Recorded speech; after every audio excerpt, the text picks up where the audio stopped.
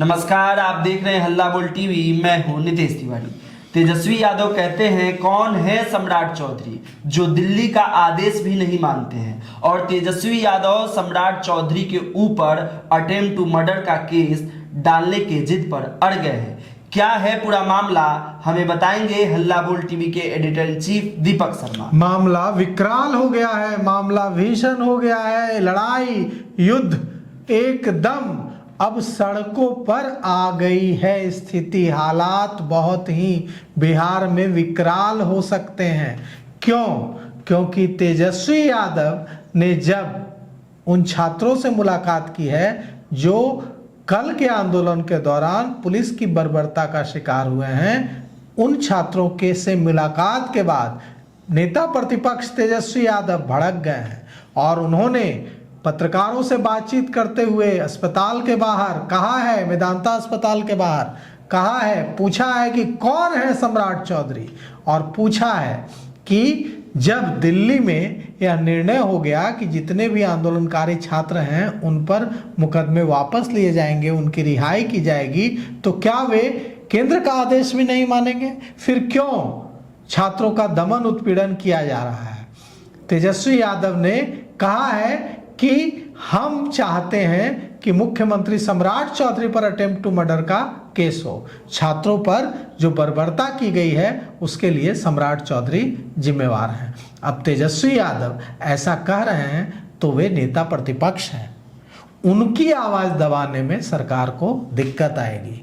वे तेज प्रताप यादव नहीं हैं कि वो मॉल से उठाकर पुलिस उनको जेल में डाल देगी। तेजस्वी यादव को अगर पुलिस गिरफ्तार करेगी तो बिहार में बवाल होगा। पूरा बिहार एकदम फिर से एकदम झुलस उठेगा और फिर सरकार के हाथ से स्थिति नियंत्रण से बाहर भी जा सकती है। इसलिए तेजस्वी यादव नेता प्रतिपक्ष की हैसियत से सरकार को जो चेतावनी दे रहे हैं उसे सरकार को गंभीरता से लेना होगा। तेजस्वी यादव के लिए करो या मरो की स्थिति बन गई है। तेजस्वी यादव अगर अब कल की मियाद खत्म होने के बाद परसों से सड़कों पर नहीं उतरेंगे तो तेजस्वी यादव का राजनीतिक करियर खत्म हो जाएगा। तेजस्वी यादव के बड़े भाई तेज प्रताप यादव बेऊर जेल में बंद हैं।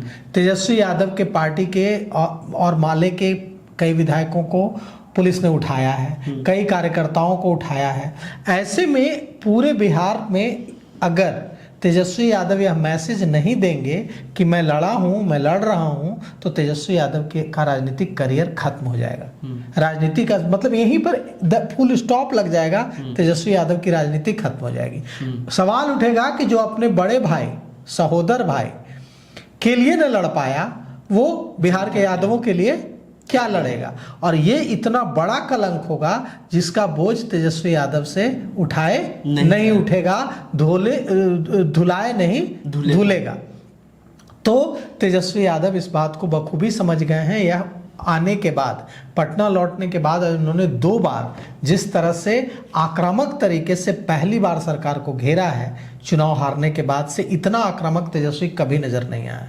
तो एकदम साफ है कि अगर उन्होंने चेतावनी दी है कि अगर कल तक तेज प्रताप यादव, उनसे पूछा गया कि तेज प्रताप यादव की रिहाई की आप मांग करते हैं, तो उन्होंने कहा कि तेज प्रताप मेरे बड़े भाई हैं, लेकिन मेरे बहुत सारे छोटे भाई भी जेल में बंद हैं, वो भी मेरे भाई। ऐसा नहीं कि सिर्फ तेज प्रताप का सवाल है, उन तमाम साथियों का सवाल है जो जेल में बंद हैं छात्र। तो मेरे बड़े भाई तेज प्रताप के लिए भी लड़ूंगा मैं, और जो मेरे छोटे भाई यूं को जेल में बंद रखा है सरकार ने, उनके लिए भी लड़ूंगा।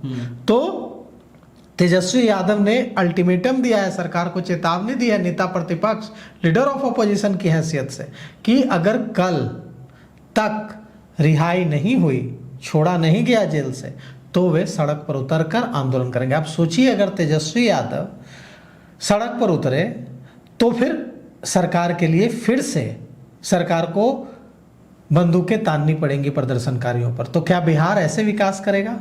और क्या जिद है? एक आंदोलन हुआ, पेपर लीक हुआ। पेपर लीक किसने किया?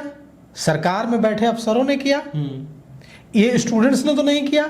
विक्टिम कौन है? स्टूडेंट हैं। स्टूडेंट ने मांग की कि शिक्षा मंत्री का इस्तीफा हो। मोहन भागवत ने कहा कि ताकत से आप दबा नहीं सकते हैं। आरएसएस प्रमुख मोहन भागवत के इशारे पर, आरएसएस प्रमुख मोहन भागवत के दबाव में और छात्रों के आंदोलन के दबाव में, क्योंकि अखिल भारतीय विद्यार्थी परिषद जो है एबीवीपी, वो उसके स्टूडेंट्स भी शामिल हो रहे थे इस प्रदर्शन में, एबीवीपी के स्टूडेंट शामिल हो रहे थे। तो ऐसे में संघ का छात्र संगठन है एबीवीपी, संघ के दबाव, आंदोलन के दबाव, युवा शक्ति के दबाव के आगे सरकार झुकी। सरकार ने धर्मेंद्र प्रधान का इस्तीफा ले लिया। धर्मेंद्र प्रधान को अपनी मर्जी से इस्तीफा देना था तो कब का दे दिए होते। दबाव लीक हुआ तभी नैतिक आधार पर तब दे दिए होते। दबाव में इस्तीफा लिया गया, उनसे कहा गया कि आप इस्तीफा दीजिए, तब उन्होंने इस्तीफा दे दिया।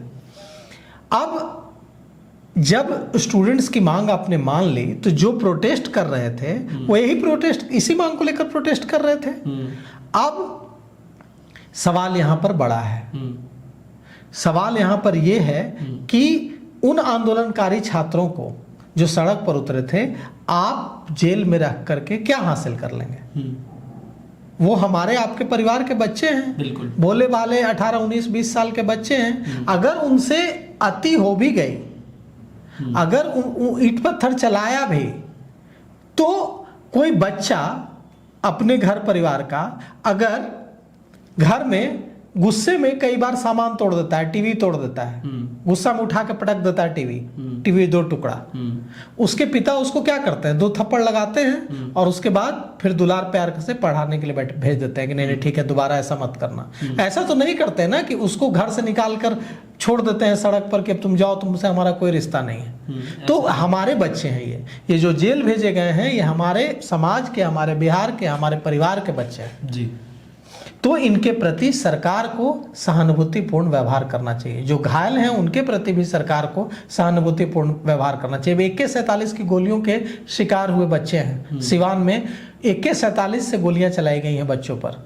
3 छात्रों पर AK-47 से गोलियां चलाई गई हैं, लगी हैं उनको। सांसद पप्पू यादव ने आरोप लगाया है, नेता प्रतिपक्ष तेजस्वी यादव ने आरोप लगाया है। तो ऐसे में यहाँ पर बड़ा सवाल है। सवाल यह है कि AK-47 अगर बच्चों पर चला है तो बच्चों ने पत्थर चलाए हैं, है ना, तो उनको माफ करना चाहिए। सरकार को बड़ा दिल दिखाना चाहिए। ये आतंकवादी नहीं है जो पाकिस्तान से आए हैं, इनके प्रति नरमी बरती जानी चाहिए। नरमी से ये सुधरेंगे और अगर इन पर सख्ती किया जाएगा तो ये विद्रोही होंगे। तो सरकार को बड़ा दिल दिखाना चाहिए, मुख्यमंत्री सम्राट चौधरी को बड़ा दिल दिखाना चाहिए, और जितने भी स्टूडेंट्स जेल भेजे गए हैं, जिन पर गंभीर धाराओं में मुकदमा किया गया है, उन पर बड़ा दिल दिखाते हुए, नरमी बरतते हुए उनको मुक्त किया जाना चाहिए, उनको रिहा कर दिया जाना चाहिए, उनको एक मौका दिया जाना चाहिए कि वो अपनी जिंदगी को बेहतर तरीके से आगे ले जा सके। तो इन तमाम खबरों पे आपका क्या कुछ कहना है, आप हमें कमेंट करके बताइए, और ऐसे ही अपडेट के लिए बने रहिए हल्ला बोल टीवी के साथ। शुक्रिया।